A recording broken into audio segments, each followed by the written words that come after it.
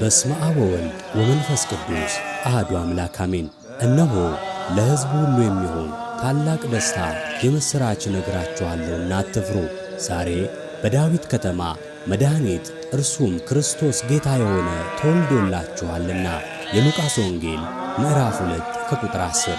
እንኳን ለጌታችንና ለመድኃኒታችን ለኢየሱስ ክርስቶስ ከጨለማ ወደ ብርሃን ላወጣን ለብርሃነ ልደቱ በዓል በሰላም አደረሳችሁ። ተወልደ ኢየሱስ